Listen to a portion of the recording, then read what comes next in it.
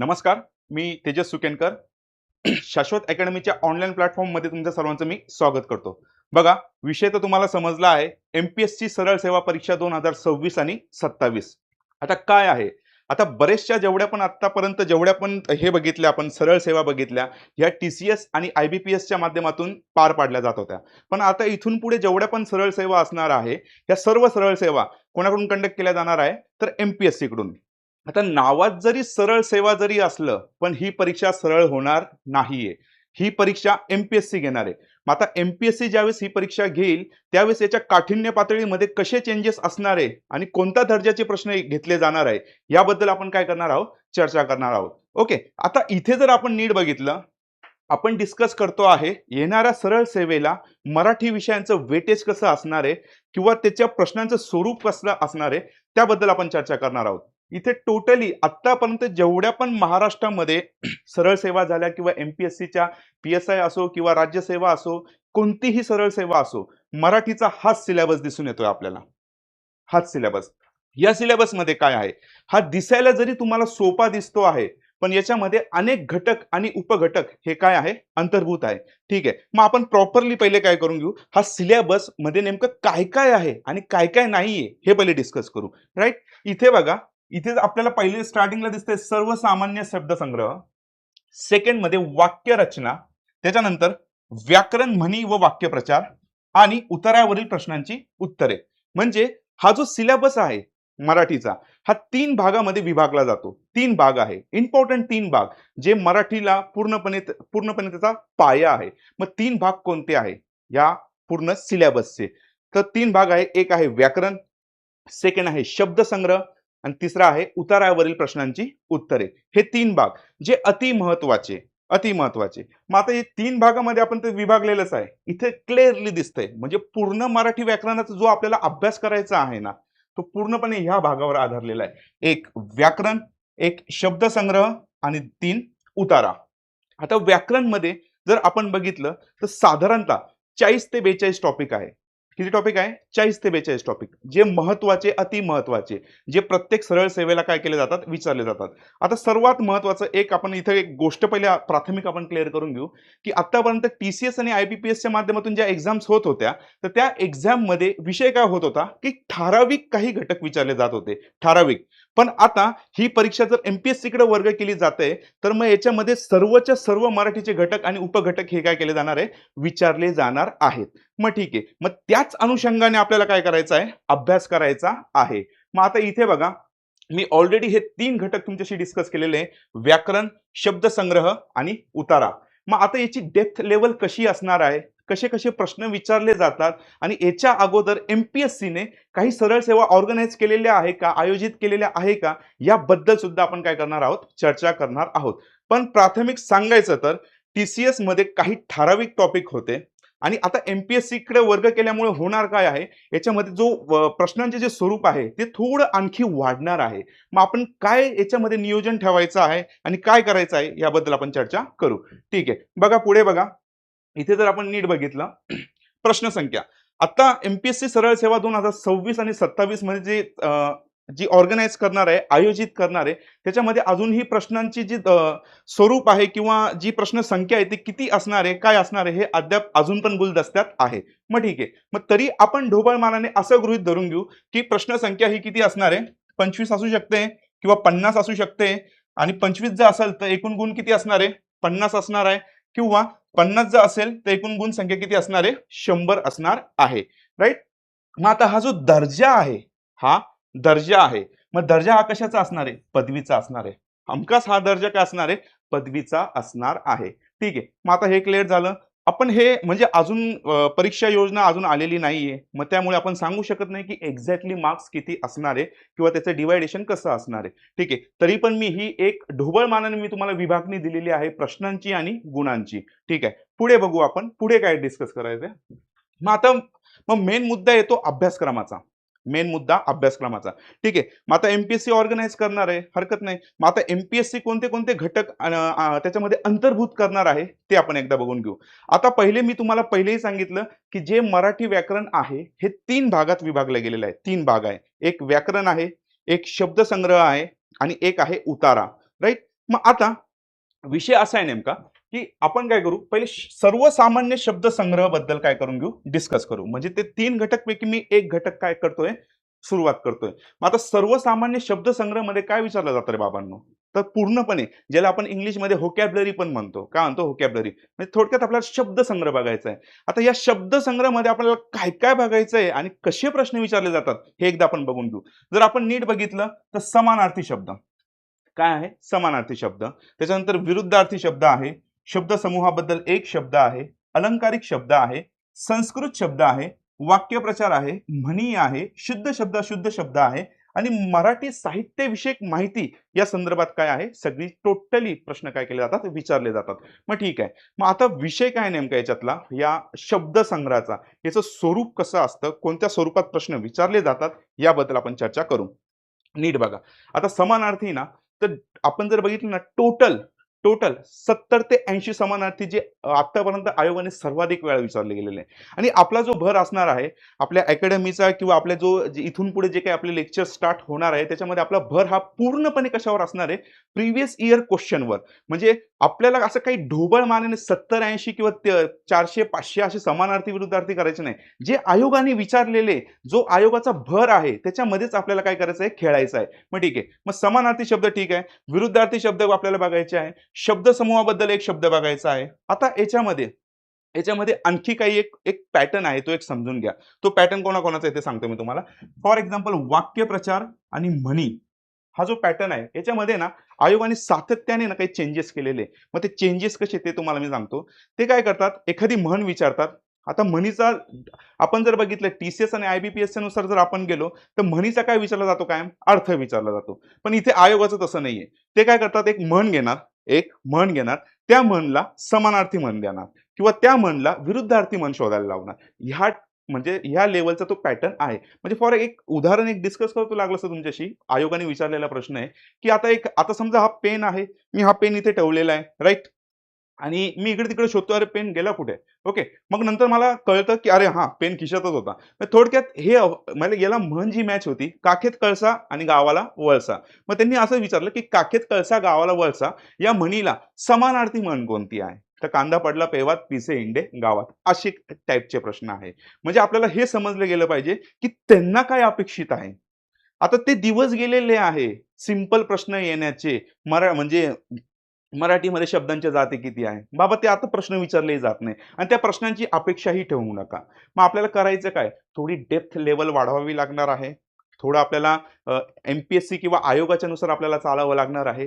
त्यानुसार सगळं आपल्याला डिस्कस करावं लागणार आहे. मग आता मी तुम्हाला सांगितलं, हे तर क्लिअर केलं मी तुम्हाला की म्हणींचे पॅटर्न का असतो आणि वाक्यप्रचारांचा पण तसाच पॅटर्न असतो. एखादा वाक्यप्रचार तुम्हाला विचारल आणि त्या वाक्यप्रचाराला तुम्हाला काय करावं लागेल, समानार्थी किंवा विरुद्धार्थी वाक्यप्रचार काय करावा लागेल, द्यावा लागेल. येस, मग ठीक आहे. मग आता आता व्होकॅब्युलरी मध्ये काय काय घटक असणार आहे हे आपण डिस्कस केलं, राईट. मग आता विषय कसा माहिती की हे जे 3 घटक आहे ना, 3 घटक जे मराठीचे बरं का, मराठीचे जे 3 घटक आहे, मी एक म्हणजे असं मी एक ढोबळ मानाने सांगतोय तुम्हाला अजून, कारण की परीक्षा योजना ही अजून पण डिक्लेअर झालेली नाहीये. पण याचं वेटेज कसं असतं त्याबद्दल मी सांगतो. आता याच्यामध्ये मी तुम्हाला ऑलरेडी 3 घटक सांगितले आहे. व्याकरण सांगितलेलं आहे, त्याच्यानंतर शब्द संग्रह सांगितला मी तुम्हाला, आता शब्द संग्रह आणि प्लस उतारा सांगितला मी तुम्हाला, राईट ना. मग आता एक तुम्ही पकडून घ्या, उताराला साधारणतः 5 मार्क असतात. त्याच्यानंतर तुम्ही 10 मार्क इथे असतात, 10 मार्क किंवा इथे कमी जास्त होतं बरं का, इथे कमी जास्त होतं, तो काही विषय नाहीये. आणि 10 किंवा 15 मार्काला काय असतं, व्याकरण असतं. इथे कमी जास्त होतं, व्हॅरिएशन्स होतात. ओके, मग आता ठीक आहे. मग आता हे तर कळलेलं आहे, ह्या तिन्ही घटकांनुसार काय केले जातात, प्रश्न विचारले जातात. ओके, म्हणजे व्होकॅब्युलरी मध्ये काय काय सेक्शन आहे ते आपण आता क्लिअर केलं. पुढे बघू चला. बघा, मी ऑलरेडी पहिले तुम्हाला बोललो होतो 3 घटक होतात, शब्दसंग्रह झाले. आता व्याकरण हा घटक स्टार्ट झालेला आहे. आता व्याकरण मध्ये बघा, व्याकरण जे आहे ते 3 भागामध्ये विभागलं गेलेलं आहे. तर 3 भाग कोणते आहे, वर्णविचार, वाक्यविचार आणि शब्दविचार. येस. मग आता हे तिन्ही घटक आपण सगळे काय करणार आहे, अभ्यासणार आहेत, प्रॉपरली अभ्यासणार आहे. मग त्याच्यामध्ये आपल्याला मग वर्णविचार मध्ये आपल्याला जे घटक दिसत आहे, भाषा, लिपी व व्याकरण, वर्णांचे स्वरूप व उच्चार, अक्षर व जोडाक्षर, योग्य वर्णरचना, आकार, विल्ले, संधी, हे सगळे आपण टॉपिक याच्यामध्ये काय करणार आहे, डिस्कस करणार आहे. त्याच्यानंतर मग आता हे जर बघितलं आणखी एक, हा एक शब्दविचार. शब्दविचार हा एक टॉपिक आहे. आता हा जो आहे ना शब्दविचार, पूर्णपणे जर मराठी व्याकरणाचा जे 50% भाग आहे, 50% भाग हा याच्यावर आधारलेला आहे डायरेक्टली. म्हणजे काय आहे? शब्दांच्या जाती. म्हणजे शब्दांच्या जाती तुम्हाला सगळ्यांना माहिती आहे, शब्दांच्या 8 जाती आहे. किती जाती आहे? 8 जाती. या 8ही जाती म्हणजे पूर्णपणे 50% मराठी व्याकरण हे याच्यावर आधारलेलं आहे. शब्दांच्या जातींवर आधारलेलं आहे. म्हणजे आपल्याला हा जर भाग आपण कंप्लीट करतो आहे शब्दांच्या जातींचा, जो मी तुम्हाला एकदम बेसिक पासून पूर्णपणे कव्हर करून देणार आहे.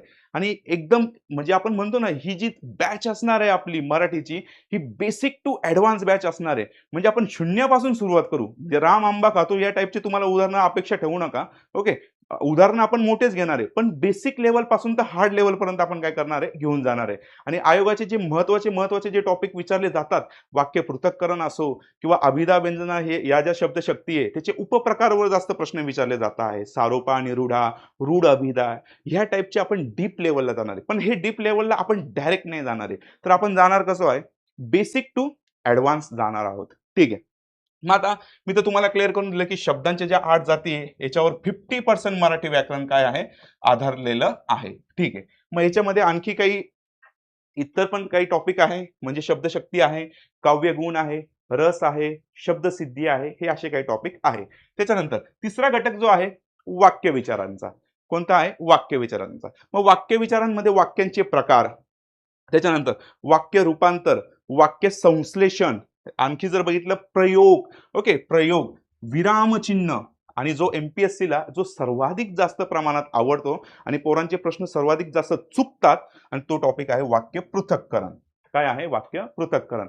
हा अति महत्वाचा टॉपिक. आता इथे जर आपण नीट बघितलं प्रयोग, हे असे काही टॉपिक आहे ना, असे काही मी तुम्हाला पहिलेही क्लिअर करून देतो. मराठी मधले जेवढे पण मी तुम्हाला टॉपिक सांगितले 40 किंवा 42 जे काही टॉपिक सांगितले, हे ना एकमेकांना कनेक्टिव्ह आहे. एकमेकांना कनेक्टिव्ह कनेक्टिव्ह कसे म्हणजे आहे नेमके एक्झॅक्टली ते सांगतो मी. आता मेन मराठी मधला जो टॉपिक आहे ना, जर तुम्हाला मराठी प्रॉपर समजायचं असेल तर तुम्हाला क्रियापद हे व्यवस्थित असलं पाहिजे. क्रियापद नंतर तुम्हाला कर्ता कर्म जे आहे ते व्यवस्थित शोधता आलं पाहिजे. मग तेव्हा जाऊन कुठे तुम्हाला आहे ना हे बाकीचे टॉपिक काय होतात? उलगडतात, समजतात. ठीक आहे. म्हणजे आपल्याला काय करायचं आहे? जिथं जिथं जे बेसिक टॉपिक आहे, जे अति महत्त्वाचे टॉपिक आहे, त्यांना प्रॉपरली आपल्याला काय करायचंय? बेसिक टू ॲडव्हान्स आपल्याला करायचंय. आणि जे कनेक्टेड टॉपिक आहे, आता फॉर एक्झाम्पल जर आणखी डिस्कस करायचं ठरलं ना, एक टॉपिक आहे जो सांगून देतो मी तुम्हाला, उभयनव्वी अव्यय. काय आहे? उभयनव्वी अव्यय. त्याचं कनेक्शन आपल्याला भेटतं वाक्यांच्या प्रकारांवर.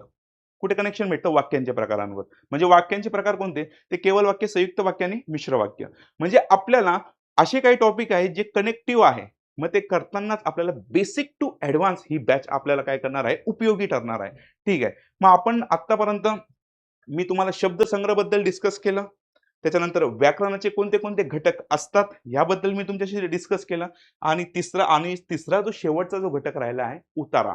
आता उतारा अजून उताराचं कसं असतं? जे म्हणजे पॅसेज म्हणतो आपण त्याला. आता हे डिपेंड्स ऑन म्हणजे ते परीक्षेला अवलंबून आहे. ते कसे विचारले जाणार आहे, काय विचारले जाणार आहे. पण त्याची पण आपण प्रॉपरली प्रॅक्टिस करून घेणार आहोत. येस. म्हणजे आता आपल्याला सिलेबस बद्दल तर कळून गेलेलं आहे, की सिलेबसमध्ये कसे विचारले जातात प्रश्न, किंवा कोणत्या घटकांवर विचारले जात आहे, कोणत्या घटकांवर भर आहे, हे आपल्याला प्रॉपरली समजलं. राइट? ठीक आहे. पुढे बघा. मग पुढे आपल्याला काय आहे? करायचं काय? आता सर हे सगळं डिस्कस केलं तुम्ही, की याच्यामध्ये आम्हाला सांगितलं, की सर्वसामान्य शब्दसंग्रह विचारले जातात, व्याकरण विचारलं जातं, उतारा आहे, हे सगळं क्लिअर केलं. पण आता विषय काय माहिती का? ही जी आगामी येणारी जी सरळ सेवाची परीक्षा आहे, याच्यामध्ये एम-पी-एस-सीचा स्रोत काय असणार आहे? हे कुठून प्रश्न घेऊ शकताय? तुम्ही जर आपण व्यवस्थित क्वेश्चन पेपर जर बघितले, बरेचसे काही प्रश्न रिपीट असतात. त्याच्यामध्ये काही चेंजेस करून थोडेफार मॉडिफाय करून पुन्हा ते प्रश्न टाकले जातात. मग आता इथे विषय कसा आहे? तुम्ही स्रोत कोणते वापरायचे आहात? ओके. आता राज्यसेवा स्रोत तुम्ही बिलकुल नाही वापरायचा आहे. ओके. म्हणजे प्रिव्हियस इयर क्वेश्चन राज्यसेवेचे. त्याच्यानंतर संयुक्त गट अ आणि गट ब नाही वापरायचं आहे. ओके. पण थांबा. आता आणखी एक महत्त्वाचं सांगायचं तर मग सोर्स कोणते यूज करणार आहोत आपण? सोर्स कोणते यूज करायचे? आता ही जी सरळ सेवा होणार होती, ही सरळ सेवा जर एम-पी-एस-सीने जर घेतली नसती, तर डेफिनेटली टी-सी-एस किंवा आय-बी-पी-एसने घेतली असती. मग आपल्याला करायचं काय माहिती का? टी-सी-एसला आणि आय-बी-पी-एसला आपल्याला डावलून चालणार नाही. मग त्यांचे पण आपल्याला काही 50% भाग काय करावा लागेल? बघावा लागेल. ओके. आणि आतापर्यंत एमपीएससीने म्हणजे सरळ सेवेच्या एमपीएससीने जे काही आतापर्यंत परीक्षा ऑर्गनाईज केलेल्या आहे त्या परीक्षा आपल्याला काय करायच्या आहे, बघायच्या आहेत. ठीक आहे, मग आता आपल्याला सोर्स कळून गेला की आपल्याला जे प्रिव्हियस इयरचे जे क्वेश्चन आहे ते कशातून करायचे आहे किंवा ते आपल्याला कशाचा आधार घ्यायचा आहे हे समजलंय. ठीक आहे पुढे पुढे जर बघितलं, मग आता मी डिस्कस केलेलं होतं की तुम्हाला बघायचे कोणते, फक्त एमपीएससी आणि टीसीएसचा 50% भाग तुम्हाला बघायचा आहे. आता एमपीएससीने स्वतः एमपीएससीने सरळ सेवा ऑर्गनाईज केलेली आहे ऑर्गनाईज, आणि ती कोणती आहे, ट्रान्सलेटरची. ती परीक्षा कधी झाली, ती 17 ऑगस्टला झाली. ती कधी झालेली, ती 17 ऑगस्टला ती परीक्षा झालेली होती. मग त्या परीक्षेला प्रश्नांचं स्वरूप कसं होतं त्याच्यावरून आपण आयडिया घेऊ शकतोय, आणि येणाऱ्या आगामी एमपीएससी सरळ सेवेला कसे प्रश्न विचारले जाऊ शकतात याबद्दल आपण चर्चा करू शकतो आहे. ठीक आहे, चला बघा मग पुढे आता एक एक आपण बघून घेऊ. इथे बघा सगळ्यांनी प्रश्न दिसतोय आपल्याला. तर प्रश्न इथे मला तुम्हाला प्रश्नाचं उत्तर द्यायचं नाहीये, अजिबात प्रश्नाचं उत्तर द्यायचं नाहीये.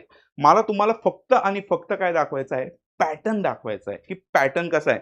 आता हेच उदाहरण तुम्ही बघा, कृपण या शब्दाचा विरुद्धार्थी शब्द वापरून बनवलेले अचूक वाक्य कोणते, असा प्रश्न विचारलेला आहे. आता समजा हा टीसीएस किंवा आयबीपीएस ने प्रश्न विचारला असताना तर त्यांनी एवढंच विचारलं असतं, कृपण या शब्दाचा विरुद्धार्थी शब्द कोणता, एवढाच प्रश्न असतात. पण त्यांनी कसा प्रश्न विचारलेला आहे, कृपण या शब्दाचा विरुद्धार्थी शब्द काय केलेला त्यांनी विचारलेला आहे, आणि त्याच्यामध्ये काय केले त्यांनी, सब टॉपिक काय केलेले, ऍड केलेले. आता एक मिनिट बघा, तुम्ही इथे दिसत असेल तुम्हाला, त्यांनी कृपण हा शब्द विचारलेला आहे, कृपण. यस, त्याच्यामध्ये ते म्हणताय त्याचा विरुद्धार्थी शब्द, ते असंही टाकू शकले असते ना, कृपण हा शब्द टाकला असता, याचा विरुद्धार्थी सांगा, आणि खाली 4 ऑप्शन असते, खाली 4 ऑप्शन टाकून दिले असते. पण त्यांनी तसं केलं नाही. एमपीएससीने काय केलं, उदाहरणं मोठे दिले जेणेकरून विद्यार्थ्याचा काय जावा, वेळ जावा. ओके, मग इथे तर सगळ्यांना क्लिअर आहे कृपणचं काय आहे, उदार आहे. ओके, पण त्यांनी प्रश्न हा काय केलाय, त्याची लेवल वाढवलेली, हे सांगायचं आहे मला तुम्हाला, लेवल वाढवली. आणि इथे पण इथपर्यंत ते येऊन थांबलेले नाही. मग हे टाकले आणि इथे हे ऑप्शन घेतले त्यांनी, म्हणजे फक्त विद्यार्थ्यांनी इथं थांबता कामा नये, त्याने खाली पण यावं आणि खाली उत्तर काढावं त्याने. येस, ठीक आहे, पुढे जातोय. पॅटर्न बघा, फक्त उत्तराची आपण अपेक्षा नाही करतोय, उत्तर आपण ते बॅच मध्ये घेणारच आहोत, तो काही विषय नाहीये. राईट, पुढे बघा. इकडे बघा, पॅटर्न एकदा समजून घ्या. त्यांनी विचारलंय, आता हा व्होकॅब्युलरीचा प्रश्न आहे, समानार्थी शब्दांचा योग्य पूर्ण गट ओळखा. समानार्थी शब्दाचा योग्य पूर्ण गट ओळखा, असा प्रश्न विचारलेला आहे. मग आता त्यांनी केलं काय माहिती का, इथपर्यंत हा जो एवढा भाग आहे ना, हा एवढा भाग, ओके, हा जर एवढा भाग आपण बघितला, राईट, बरोबर घेऊन आले. इथे त्यांनी चुकवलेलं आहे, या साईडला त्यांनी चुकवलेलं आहे, इकडे बघा. मग आता ठीक आहे, मी पहिले बोललो होतो की आपल्याला फक्त पॅटर्न बघायचा आहे की ते विचारतात कसे आहे, पॅटर्न बघायचा आहे, पॅटर्न बघून घ्या. म्हणजे त्यांनी काय केलेलं आहे ते सांगतो मी. आता हा प्रश्न बघा, सरळ सेवेचा कसा आहे, असे 3 शब्द टाकले त्यांनी समानार्थी. ओके, हे सगळे बरोबर ठेवले, हे सगळे बरोबर ठेवले, हे सगळे बरोबर ठेवले, राईट, इथपर्यंत बरोबर ठेवले, आणि इथे चुका करून ठेवलेला आहे, इथं चुका करून ठेवल्या. मग आपल्याला कसं करायचं होतं, एक मिनिट सांगतो मी तुम्हाला. इकडे बघा, हा आपल्याला असा पॅटर्न पाहायचा होता की आपल्याला तिन्ही बरोबर शोधायचे होते, बरोबर. या टाईप मध्ये आहे हा पॅटर्न, समजला गेला पाहिजे तुम्हाला की नेमकं ते विचारतात कसे आहेत. ओके, पॅटर्न एकदा समजून गेलाय तुम्हाला, म्हणजे हा प्रश्न असा आहे थोडक्यात सांगायचं तर, राईट. ठीक आहे, पुढे बघा. आता बघा, आतापर्यंत जेवढ्या पण सरळ सेवेच्या एक्झाम झाल्या, सगळ्या परीक्षा कशा होत्या, एक वन लाईनर प्रश्न असायचा. प्रश्न विचारला जायचा, आपण देश सेवेसाठी त्याग करू, असं एक, आणि ते कोणत्या प्रकारचं वाक्य आहे. पण एमपीएससी तसं नाही करत आहे. तर एमपीएससी करते काय, तर एमपीएससीने ते चारीचे चारी उदाहरणं दिले आहे, चारीचे चारी उदाहरणं दिले, आणि तिकडे वाक्यांचा प्रकार दिलेला आहे. इकडे बघा, उद्गारार्थी वाक्य, आज्ञार्थी वाक्य, संकेतार्थी वाक्य, विद्यार्थी वाक्य, ह्या टाईपचे प्रश्न आहे आयोगाने विचारलेले. मग करायचं काय आपल्याला, जो वन लाइनरचा जो पॅटर्न होता ना, त्याची अपेक्षा ठेवू नका. मग अपेक्षा कशी ठेवा, म्हणजे सब ऑप्शन येऊ शकताय, पर्यायी ऑप्शन येऊ शकताय, या टाईपचे प्रश्न आहे. एकदा बघून घ्या, आयडिया येत असेल तुम्हाला. ओके, ठीक आहे, पुढे जातोय बघा. जोड्याला वन मध्ये हा प्रश्न त्यांनी विचारलेला आहे. ठीक आहे, पुढे बघा, इथे पण बघा, आता प्रयोगवरचे जे काही प्रश्न आतापर्यंत विचारले जात होते प्रयोगचे, एक वाक्य असायचं आणि त्या वाक्यामध्ये ते विचारलं जायचं की हे वाक्य कोणत्या प्रयोगाचं उदाहरण आहे किंवा ह्या वाक्याचं सकर्मक मधून अकर्मक मध्ये कन्वर्ट करा, असे प्रश्न असायचे. पण आता जर बघितलं, हा सरळ सेवेचा पेपर आहे आणि सरळ सेवेच्या पेपरमध्ये त्यांनी चारीच्या चारी त्यांनी उदाहरणं टाकलेले आहे आणि तुम्हाला ओळखायला लावलेलं आहे की हे कोणत्या प्रयोगाचं उदाहरण आहे या टाईपमध्ये. म्हणजे सांगायचं तात्पर्य हे आहे, एक जी सरळ सेवेची जरी पातळी जरी असली, पण तरी त्यांनी कशी ठेवलेली आहे, हाय ठेवलेली आहे.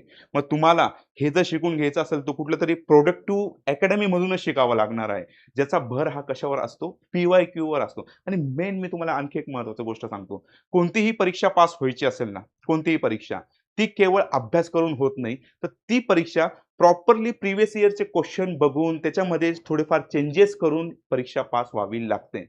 मग त्यामुळे फक्त भराड भरती अभ्यास न करता एकदम मोजका, कमी करा, पण एकदम प्रॉपर करा. पण परीक्षेला अनुसरून करा. येस, पुढे जातोय मी. ठीक आहे. म्हणजे त्यांनी बघा प्रयोगाचे असे 4 प्रयोग दिलेले आणि उदाहरणं दिले, ते मॅच करायचे आपल्याला. पुढे बघा. इथे बघा.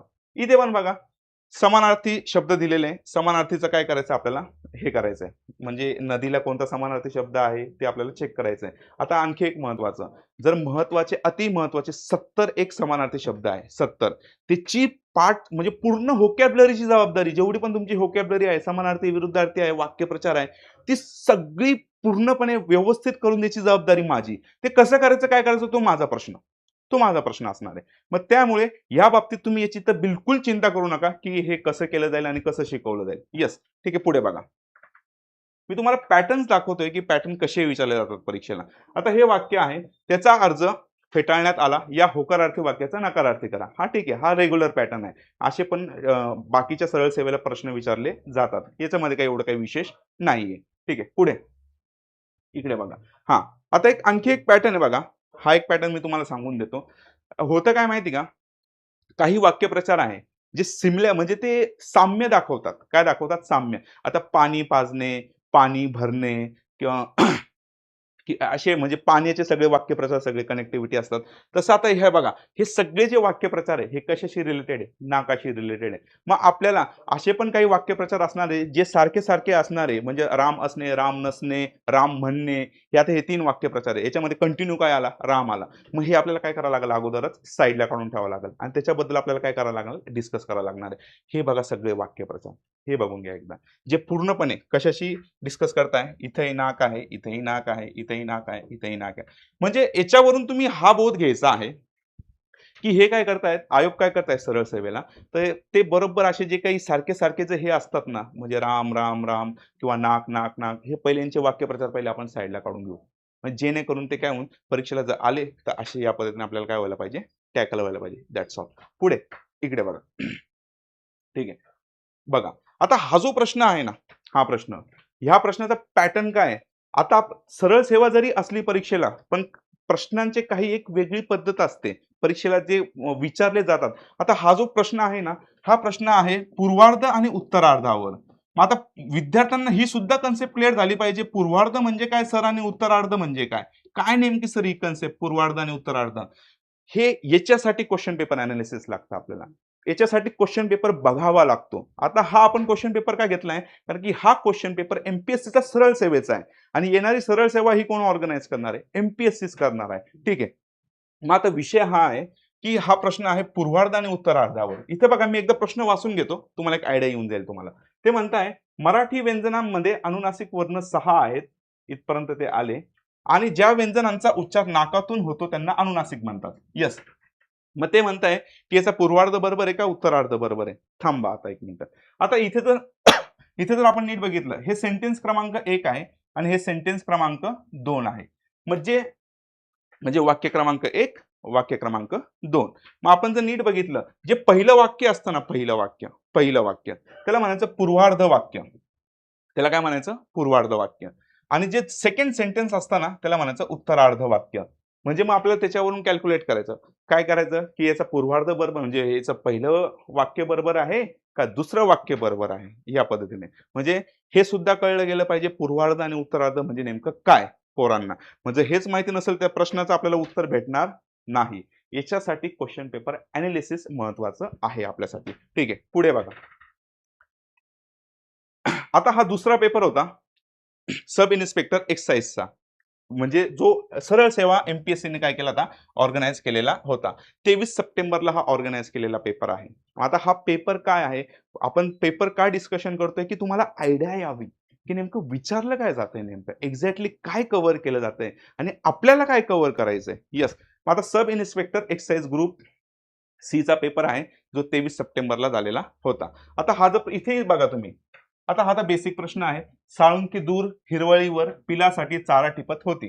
पण याच्यामध्ये अत्यंत महत्वाचं काय माहिती का, जर सरळ सेवा जर परीक्षा असते ना, सरळ सेवा परीक्षा, त्यांनी आता इथे पण अंडरलाईन केली आहे आणि इथे पण अंडरलाईन केलेली आहे, राईट ना. सरळ सेवा म्हणजे टीसीएस किंवा आयबीपीएस किंवा इतर कोणी जरी परीक्षा घेतली असती तर फक्त एकाच याच्यावर असतं. पण इथे बघा एमपीएससी आहे, पॅटर्न आहे, लेवल आहे, त्यांनी दोन्ही ठिकाणी घेतलेली आणि विचारले की हा कोणता शब्द आहे. ठीक आहे, तो आहे शब्दयोगी अव्यय आहे, ठीक आहे, तो काही भाग नाही, पण पॅटर्न समजा. ठीक आहे, पुढे बघा, लक्ष द्या, इथे बघा, हा पण प्रश्न बघा, हातळतो. साधित क्रियापदाचं हे उदाहरण आहे. ठीक आहे, पॅटर्न समजून घ्या की प्रश्नांची लेवल कशी आहे. पुढे बघू आपण, इथे पण बघा वाक्यांच्या प्रकारांवर प्रश्न आलेला आहे. ओके, ही याची पण लेवल, ठीक आहे, लेवल समजून घेणं गरजेचं आहे. तेव्हा कुठे आपल्याला अभ्यासाला दिशा प्राप्त होते की आपल्याला एक्झॅक्टली अभ्यास कसा करायचा आहे. येस, पुढे ठीक आहे. आता मुद्दा आहे की मराठीमध्ये पैकीच्या पैकी मार्क कसे मिळवावे.